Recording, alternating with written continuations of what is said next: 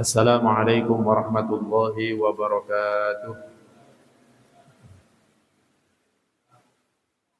Innal hamdalillah nahmaduhu wa nasta'inuhu wa nastaghfiruh wa na'udzu billahi min shururi anfusina wa min sayyiati a'malina.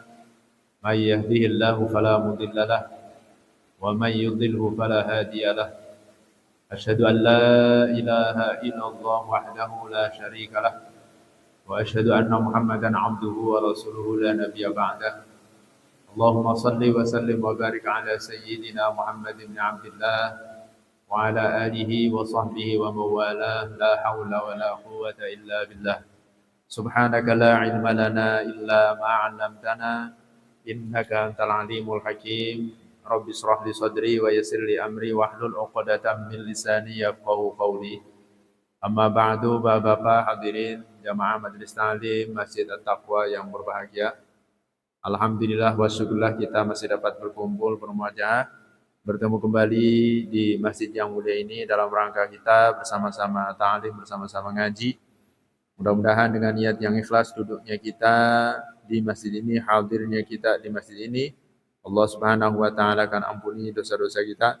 Allah akan tambahkan wawasan, pengetahuan serta ilmu yang bermanfaat. Dan senantiasa kita mendapatkan limpahan barokah serta ridha Allah Subhanahu wa taala. Amin ya rabbal alamin. Salawat dan salam semoga tetap dilimpahkan kepada junjungan Nabi kita Muhammad sallallahu alaihi wasallam beserta keluarganya, para sahabatnya dan juga pengikutnya ila yaumil qiyamah. Hadirin rahmati Allah, mari kita lanjutkan kajian kitab Riyadhus Shalihin karya Al-Imam Nawawi rahimahullah yang insyaallah pada kesempatan ini kita masih di bab tentang sabar, hadis yang ketiga. Bismillahirrahmanirrahim.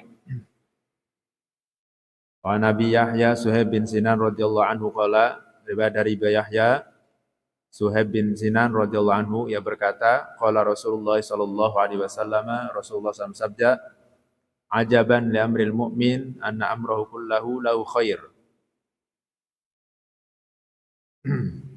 Walaysa dzalika li ahadin illa lil mu'min. In asabathu sarra syakara fakana khairul lahu wa in asabathu dharra sabara fakana khairul lahu. Rawahu Muslim. Ajaban li amril mu'min. Sungguh menakjubkan keadaan orang mukmin itu atau perkara orang mukmin itu. Inna amrahu kullahu lahu khair. Inna amrohu kullahu lahu khair. Semua keadaannya itu adalah merupakan kebaikan baginya. Walaysa dzalika li ahadin illa lil mu'min. Dan kebaikan yang demikian itu tidak akan ada lagi seseorang pun melainkan hanya untuk orang mukmin. In asabathu sarra syakara. Jika orang mukmin itu mendapatkan kelapangan, syakara dia bersyukur. Fakana khairul lahu, dan dia pun maka hal itu adalah kebaikan baginya. Wa in asabatu dharra sabara fakana khairul lahu, dan apabila ia ditimpa oleh kesukaran, ya, kesulitan, sabara dia sabar. Dan hal itu adalah merupakan kebaikan baginya. Rawahu Muslim, hadis riwayat Muslim. Ya. Berkaitan dengan bab sabar ini, Rasulullah Shallallahu Alaihi Wasallam dalam hadis ini menyampaikan ajaban li amril mu'min. Ya. Ajaban itu bentuk kalimat ya, menunjukkan ta'ajub. Ya. Dari kata yakni ta'ajub, kagum ya, heran atau kagum. Wa ta'ajjab ibnu Adam minasyai' idza 'aduma waqi'uhu 'indahu. Jadi ta'ajjub terhadap sesuatu yang memang besar perkara itu.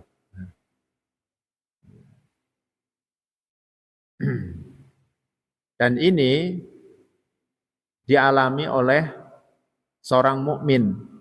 Ya.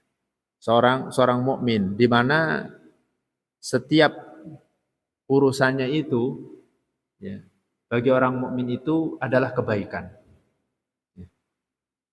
Jadi apapun yang dialami oleh seorang mukmin itu menjadi kebaikan. Kebaikan baginya. Dan walaisa dzalika li ahadin illa lil mu'min.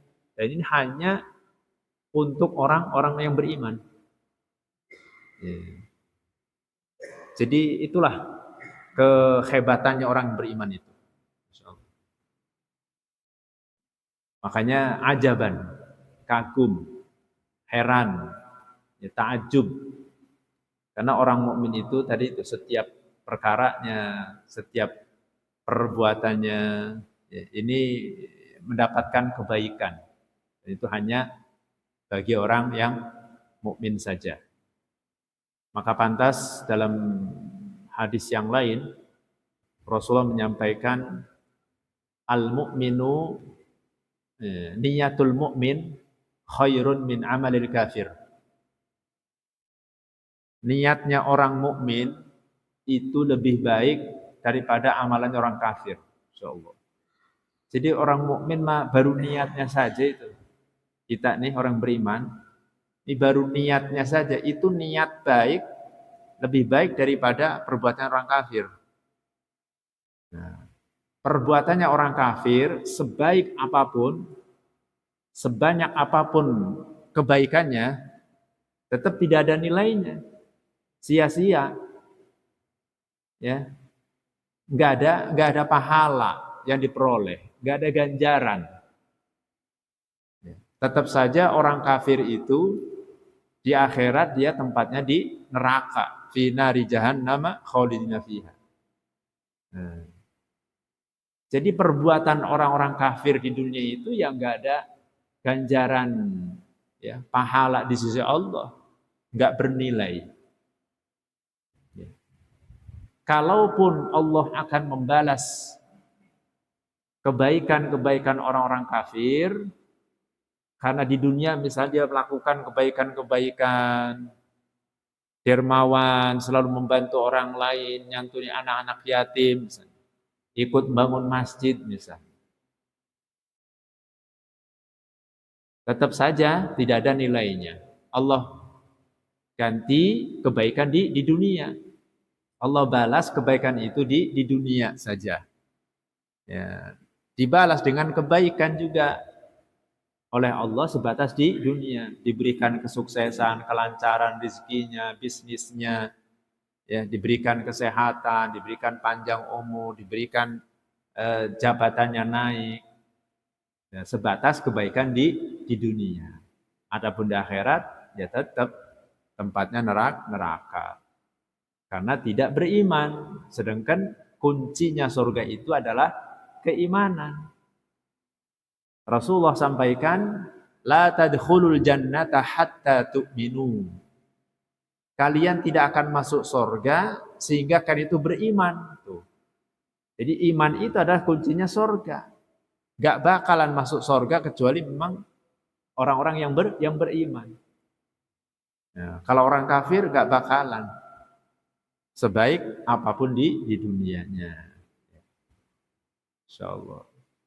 Makanya sekali lagi amalan-amalan orang kafir sebaik apapun di dunia tidak ada nilainya, tidak ada ganjaran. Berbeda dengan orang yang beriman. Orang yang beriman baru niatnya saja itu sudah dicatat kebaikan. Kita baru niatnya doang tuh. Nah, maka disinilah kita pentingnya selalu meluruskan niat. Karena ada catatan kebaikan tuh. Baru niatnya sudah dicatat kebaikan. Apalagi kalau melakukan kebaikan itu akan berlipat-lipat ganda pahalanya. Bisa dilipat ganda ke 10 kali lipat, 70 kali lipat, 100 kali lipat, 700 kali lipat, 7.000 kali lipat. Dan itu belum seberapa, masih berlipat-lipat ganda. Ya. Itulah keutamaan orang yang beriman. Makanya di sini juga ajaban, ta'ajub, kagum. Ya, memang begitulah yang dialami orang yang beriman. Ya. Wa in asabathu sarra syakara.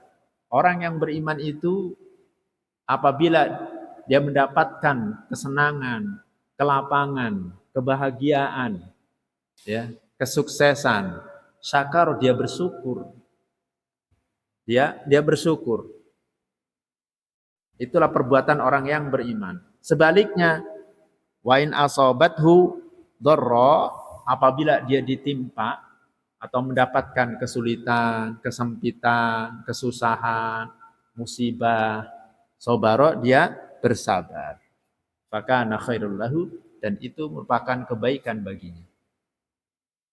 Jadi dua sayap dalam kehidupan kita itu adalah sabar dan syukur. Ya. Ini harus kita miliki sebagai orang yang beriman, sabar dan syukur. Ya. Cuman kan memang tingkatan seseorang itu bersyukur dan sabar itu memang tergantung keimanannya. Ya. Jadi tidak sama seseorang itu bersyukur. Tidak sama. Kenapa? Ya karena tergantung kekuatan imannya. Orang yang kalau benar-benar beriman, dia akan selalu bersyukur dalam kondisi apapun. Makanya Nabi selalu berkata, alhamdulillahi ala kulli halin. Segala puji bagi Allah ala kulli halin, atas segala kondisi. Jadi selalu memuji Allah dalam kondisi apapun. Sehingga para ulama memberikan tingkatan orang yang bersyukur itu. Ya. Seperti Imam Ghazali membagi tingkatan orang yang bersyukur itu menjadi 3. Yang pertama, syukrul awam. Syukurnya orang awam. Ini barangkali kita ini. Nah, karena tingkat keimanannya ya mungkin ya tingkatan orang awam. Seperti apa?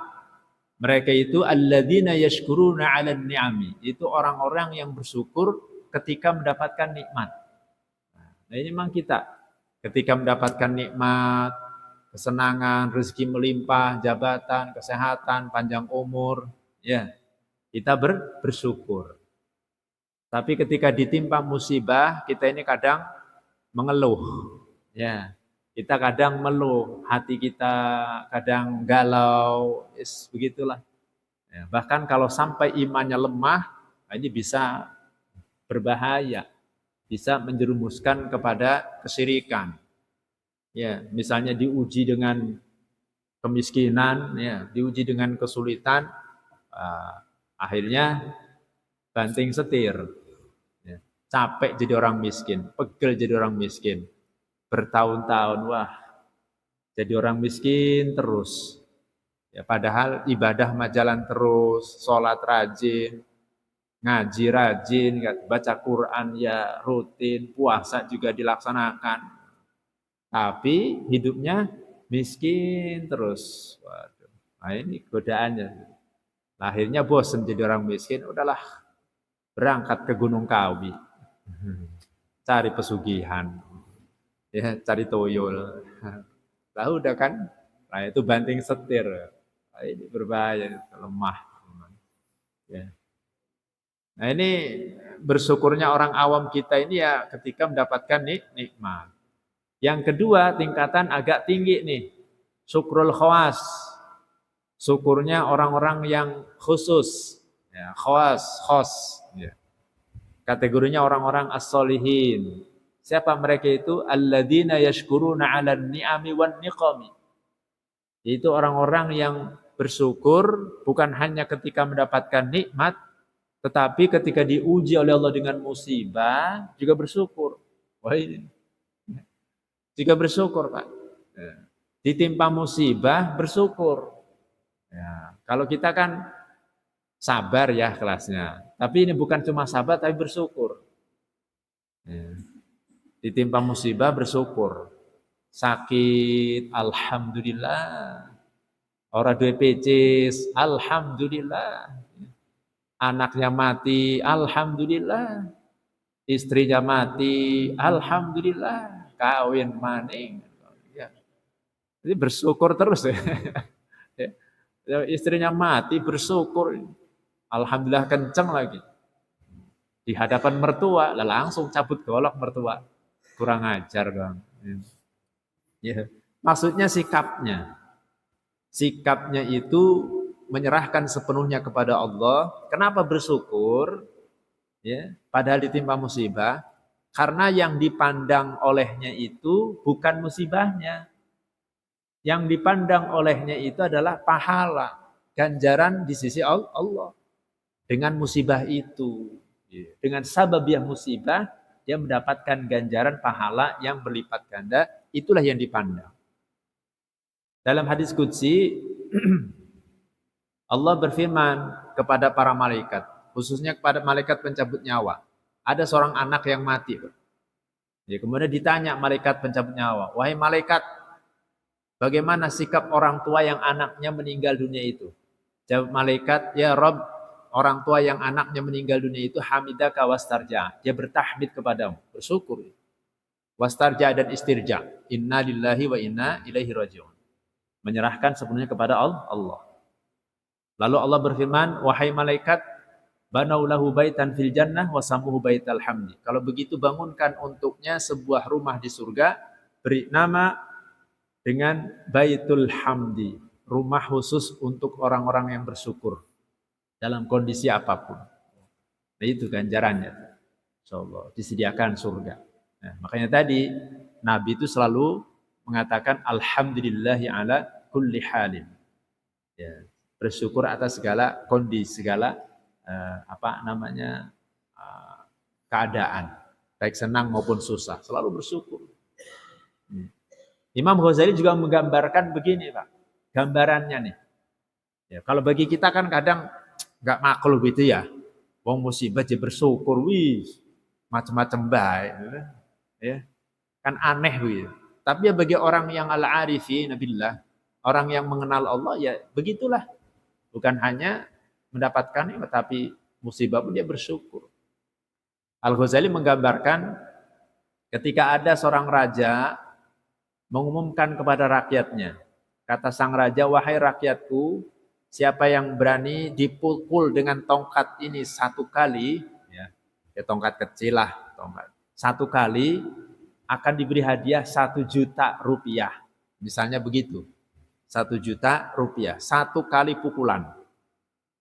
Nah, dengan adanya pengumuman itu, 1 kali pukulan dapat 1 juta. Maka orang-orang pada ngantri. Bukan hanya orang miskin. Termasuk orang-orang kaya juga pada ngantri. Los jalan. 1 kali pukulan 1 juta.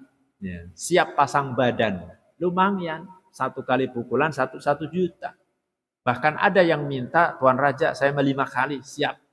Dipukul 5 kali, berarti 5 juta. Tuh. Bahkan mereka senang. Dipukul senang. Berterima kasih kepada Raja. Tuan Raja, atur nuhun ya, terima kasih. Coba kalau setiap hari kayak gini mah, 1 hari, 1 kali, berarti 1 juta. Kita usaha misalnya kerja belum tentu dapat 1 juta. Ini 1 kali pukulan 1 juta. Berterima kasih kepada raja. Senang dia mendapatkan hadiah, yaitu hadiah itu. Ya. Kenapa mereka itu senang dan berterima kasih, siap pasang badan? Karena yang dilihat itu hadiahnya. Yang dilihat itu hadiah dari raja itu, bukan musibahnya. Kalau pukulannya, dia siap pasang badan, sekalipun sakit nggak dirasakan gitu. Karena yang dilihat itu adalah hadiahnya itu. Nah, dia senang. Nah, itulah kelompok orang-orang yang bersyukur atas musibah. Atas musibah. Bahkan tingkatan yang ketiga, ini lebih tinggi lagi, khawasil khawas. Orang yang sangat istimewa, khusus mereka ini kelompok orang-orang yang hatinya itu sudah mahabbah. Ya. Al-hub fillah, ada kecintaan. Ya. Yang ada itu kerinduan kepada Allah. Ya. Mabuk kepayang dengan cintanya itu. Ya. Alladzina, mereka itu tidak melihat nikmat atau musibah yang diberikan. Akan tetapi yang dilihat itu siapa yang memberikan. Tidak lain adalah Allah Al-Mun'im. Nah, gambarnya tadi tuh. Tadi orang-orang masyarakat berterima kasih kepada Tuan Raja sekalipun dipukul. Karena yang dilihat adalah hadiahnya. Ada juga orang-orang yang memang dia pasang badan. Raja memukul dengan tongkatnya, yang dilihat oleh orang-orang ini adalah kecintaan kepada Tuan Raja. Tidak melihat pukulannya ataupun hadiahnya, nggak penting. Saya mah yang penting bisa dekat dengan Tuan Raja. Mau diapain terserah. Kenapa? Karena cinta sama Tuan Raja. Ada kerinduan kepingin berdekatan, berjumpa dengan Tuan Raja. Sehingga ketika dipukul, dia enjoy saja, senang-senang saja. Ada kenikmatan di situ, berdekatan dengan Tuan Raja. Nah, itulah kelompok orang-orang muhibbin, orang-orang yang mahabbah pada Allah. Maka sehingga mereka ini orang-orang yang di hatinya itu tidak ada dunia sama sekali. Dilepas, diganti dengan mahabbah. Sehingga pantas ada istilah fana. Dalam ilmu tasawuf itu ada istilah fana. Itu dialami oleh para aulia, para kasih Allah. Sudah fana tuh. Udah enggak ingat dunia, enggak ingat ya kecuali Allah di hatinya itu. Sehingga ada Allah gitu. Di hatinya hanya ada Allah. Sehingga kadang ngomongnya ngelantur. Ini keluar dari kendali. Karena sudah dimabuk, mabuk cinta, wong mabuk keprimen. Ya, orang mabuk mah ya kayak hilang akal gitu. Nah, itulah maka barangkali kita pernah mendengar istilah nyeleneh dalam dunia tasawuf itu. Senyada anal haq. Aku adalah Allah gitu ya. Allahu fi jaibi, Allah fi jubbati, Allah ada di jubahku. Ini perkataan-perkataan yang nyeleneh gitu. Bahkan pula dialami seperti Al-Hallaj, Mansur Al-Hallaj ya, di Baghdad. Ya, dan kemudian diikuti oleh Syekh Siti Jenar. Ya, Wahdatul Wujud, manunggaling kaula Gusti. Ya, wallahu a'lam. Jadi barangkali itu karena memang sudah tingkatan fananya tadi, ya, mabuk kepayang. Nah, itu kelompok orang-orang yang seperti itu. Jadi sudah nggak ada dunia di hatinya. Nah, itu syukurnya seperti itu.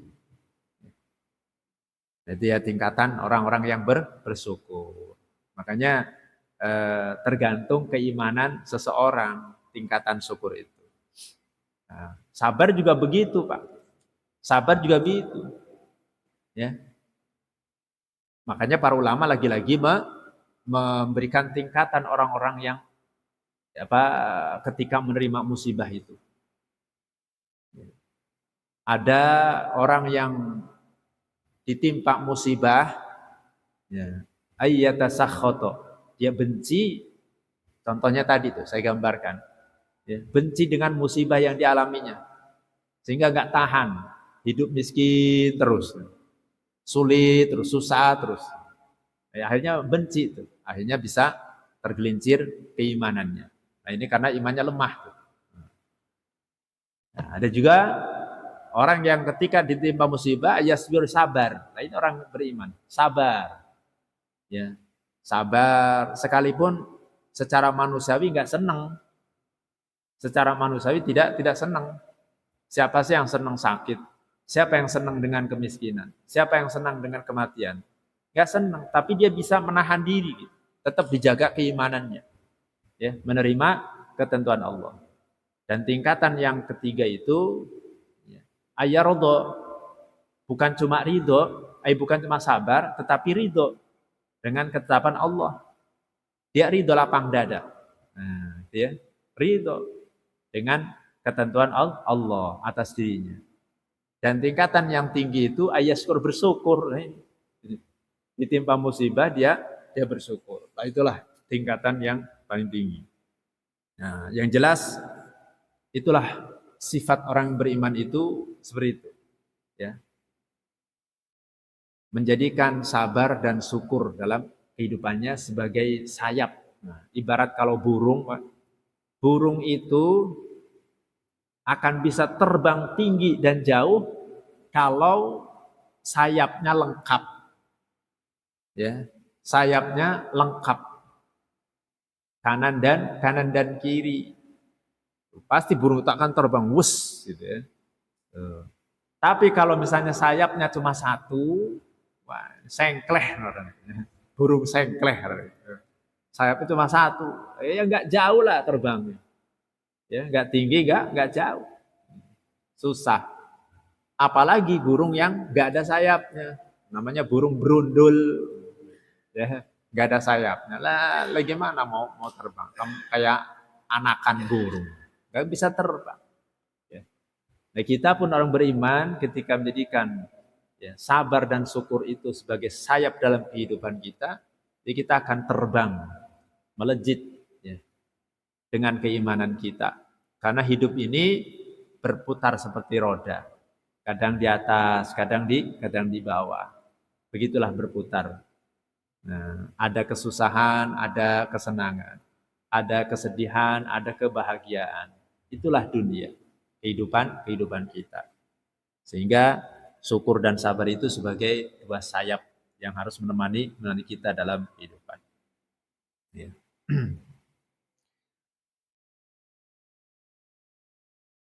Nah ini seorang mukmin ya. Kemudian kita lanjut hadis yang keempat. Wan Anasin radhiyallahu anhu qala lamma saqulan Nabi sallallahu alaihi wasallam ja'ala yatakhashahul karbu. Dari Anas bin Malik radhiyallahu anhu dia berkata, ketika Nabi sallallahu alaihi wasallam merasa berat ya, sakitnya sehingga dia mengalami kesusahan karena menjelang sakratul maut.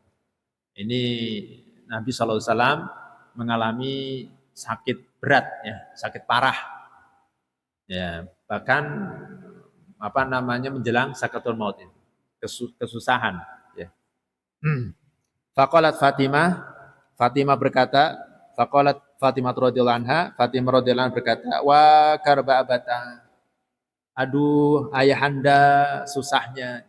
Jadi melihat ayahandanya ini dalam kondisi sakit parah gitu ya. Jadi Fatimah sedih. Ya, wa karba abata. Ya. Aduh, ya, sakitnya ayahandaku. Faqala Nabi bersabda, laisa ala bika karbun ba'dal yaum. Tidak ada kesusahan bagi ayahmu setelah hari ini. Falamma mata, ketika Nabi wafat, qalat Fatimah berkata, ya bata ajaba rabban da'a. Wahai ayahanda, ia telah memenuhi undangan Tuhannya. Ya. Maksudnya meninggal dunia sudah dipanggil oleh Allah Ta'ala. Ya abata jannatul firdausi ma'wa. Duhai ayahanda, surga firdaus adalah tempatnya. Ya abata ila Jibril nan'ah. Duhai ayahanda, kepada Jibril kami menyampaikan wafatnya. Falamma dufina qalat Fatimah radhiyallahu anha, ketika Nabi dikubur, ya. Qalat Fatimah radhiyallahu anha berkata, atabat anfusukum antahsu ala Rasulullah sallallahu at-turab. Ya. Atabat anfusukum, apakah merasa senang diri kalian ketika Rasulullah SAW ditutup dengan debu, dengan tanah. Rahul Bukhari, hadis riwayat Bukhari. Nah ini ya. Nah ini ketika Nabi Shallallahu Alaihi Wasallam mengalami sakit parah ya menjelang sakratul maut, wafatnya ini. Dan ketika itu ya Fatimah selaku putrinya ini melihat pesan itu ya sedih. Ya. merasa sedih. Dan tentu Nabi Shallallahu Alaihi Wasallam ya laisa ala bika karbun ba'dal yaum. Maksudnya kalau sudah meninggal ya enggak ada kesusahan lagi. Kenapa? Ya karena akan berjumpa dengan kekasihnya, akan berjumpa dengan Allah Rabbul Izzah. Ya, sehingga Nabi sampaikan laisa ala bika karbun ba'dal yaum. Nah, ini salah satu bentuk musibah ya. Bentuk musibah. Nah, bagaimana ketika kita menghadapi barangkali saudara kita, kerabat kita, orang tua kita yang sakit parah menjelang sakaratul maut. Ya, ada baiknya kita tungguin ya. Dan hendaknya ketika sudah menjelang sakaratul maut hendaknya ditalqin. Ditalqin dengan kalimat tauhid. La ilaha illallah berdasarkan perintah Nabi, laqinu mautakum la ilaha illallah. Ya, laqin ditalqin. Talqinkanlah ya orang mati kalian dengan kalimat la ilaha illallah. Ini orang mati ini maksudnya ada dua makna. Ketika sakaratul maut ya menjelang kematian atau memang ya ketika sudah meninggal dunia. Ketika mati. Jadi kirimkan la ilaha illallah. Nah, ketika kita mentalkin dengan kalimat la ilaha illallah ke telinga orang yang akan meninggal dunia, sakarat ya.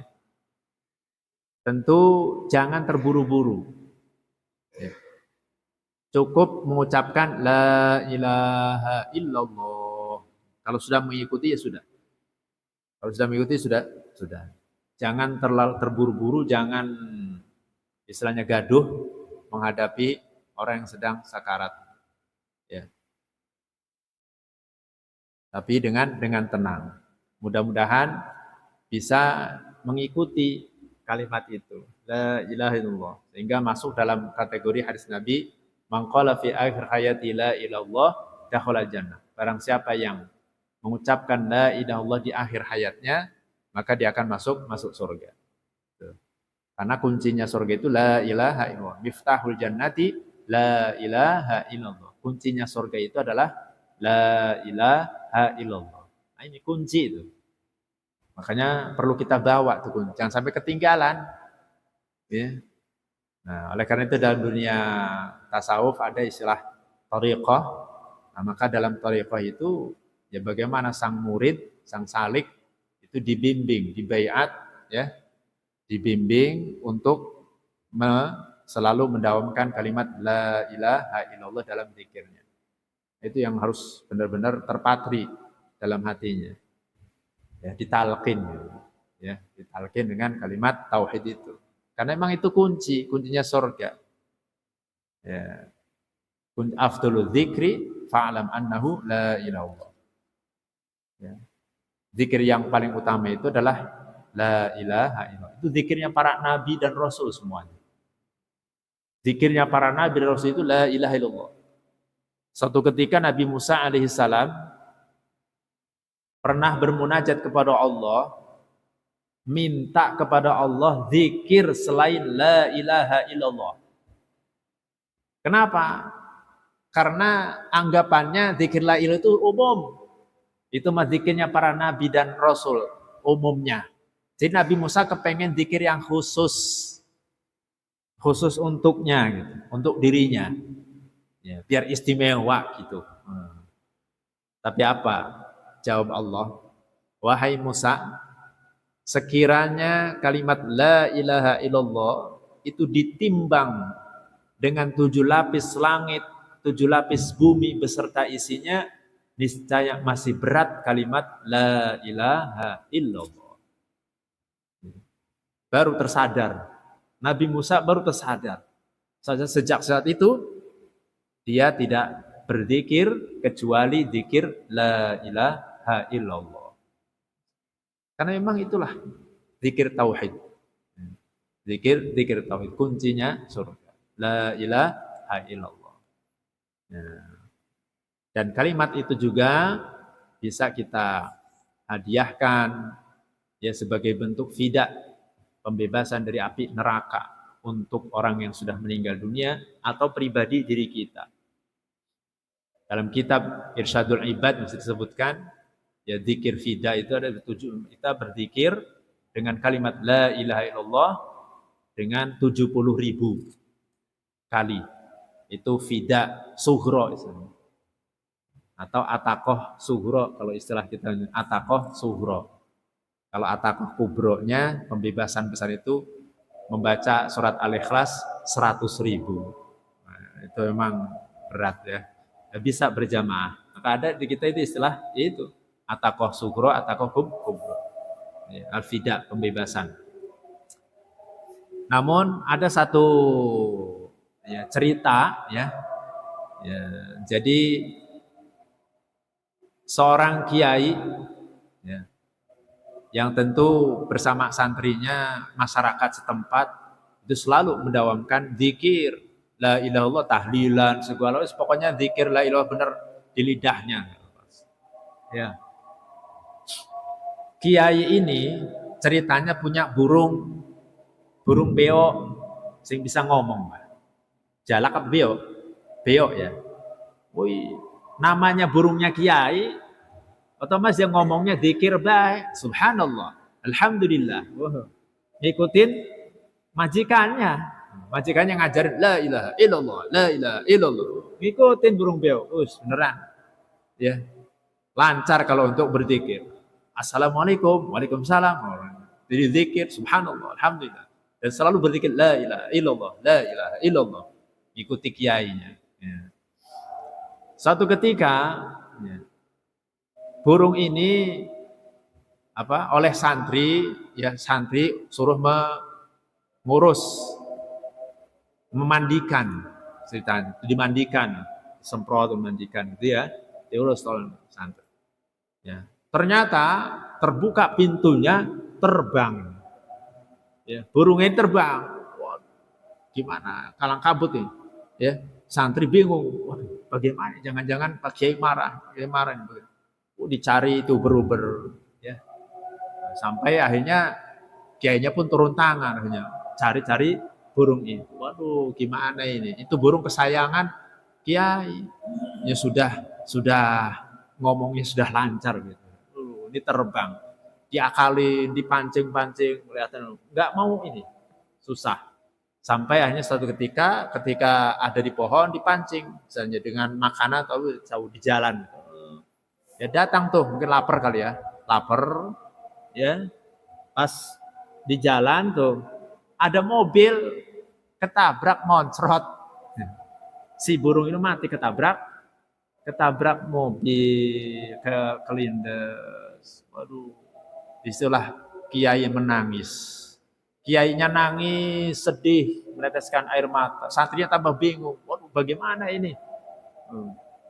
Sampai dihiburlah kiainya. Pak Kiai udah jangan sedih, biar nanti kami gantilah patungan sama yang lain untuk membelikan burung yang baru. Ya. Jadi bertanggung jawab santrinya itu. Nggak enak gitu ya, sampai burungnya mati. Kayaknya sedih, nangis kayaknya. Ya, nah ternyata kiainya sedih menangis itu bukan kehilangan burung kesayangannya, akan tapi sedih nangis itu ketika menyaksikan si burung itu mati tertindas mobil. Ya. Padahal dia sudah lancar mengucapkan la ilaha illallah. Setiap hari, setiap saat zikir dengan kalimat tauhid la ilaha illallah. Tapi ketika dia mati, moncrot nggak terbawa itu kalimat itu. Nah, jadi yang ditangisi kiai itu adalah menangisi dirinya sendiri. Jangan-jangan kekhawatiran seperti nasibnya burung itu. Ya. Kita setiap saat, setiap waktu berzikir la ilaha illallah, tapi ketika wafat tidak terbawa itu kalimat tauhid itu. Nah, itu yang ditangisi kiai ya, sehingga baru santrinya sadar, oh paham. Nah, itulah. Karena Sesungguhnya akhir daripada hayat kita itu kita tidak mengerti apakah husnul khotimah atau su'ul khotimah. Itu yang ditangisi. Ya. Bukan nangisi burung kesayangannya, burung mawis gampang. Itulah masa tauhidnya ya. Jadi intinya memang bagaimana kita berharap semoga akhir hayat kita husnul khotimah. Assalamualaikum ya akhi ya ukhti. Assalamualaikum ya akhi ya ukhti.